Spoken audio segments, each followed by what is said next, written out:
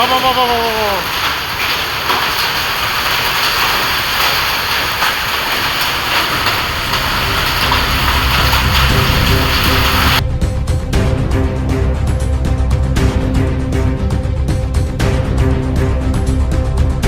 निफाड तालुक्याच्या पूर्व भागातील शिरवाडे, वाकद, उगाव, कोळगाव, काळनद परिसरात आज दुपारी 4:15 वाजेच्या सुमारास अचानकपणे जोरदार वारे पावसासह गारपीट झाली।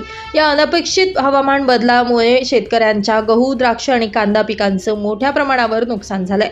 दुपारपर्यंत वातावरण स्वच्छ असताना अचानक ढग दाटून आले आणि काही क्षणातच वादळी वाऱ्यासह मुसळधार पाऊस सुरू झाला। यासोबतच झालेल्या गारपिटीमुळे शेतातील उभ्या पिकांवर मोठा परिणाम झालाय।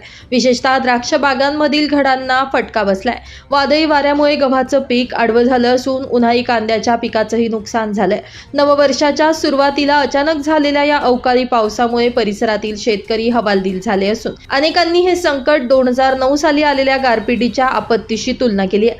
त्यावेळी देखील या भागाला 100% फटका बसला होता आणि शेतकऱ्यांना मोठ्या आर्थिक संकटाचा सामना करावा लागला होता। आधीच वाढतं उत्पादन खर्च, अनिश्चित बाजारभाव, हवामानातील लहरीपणामुळे शेतकरी अडचणीत सापडलेले असताना या नव्या संकटानं त्यांची चिंता अधिकच वाढवली आहे। अनेक शेतकरी हंगामावर अवलंबून असलेलं उत्पन्न यामुळे धोक्यात आलंय। म्हणूनच शासनानं याची दखल घेऊन नुकसानग्रस्त भागाचा पंचनामा करावा, शेतकऱ्यांना आर्थिक मदत जाहीर करावी, पीक विमा योजनेअंतर्गत नुकसान भरपाई मिळवून द्यावी अशी मागणी आता शेतकऱ्यांकडून केली जाते।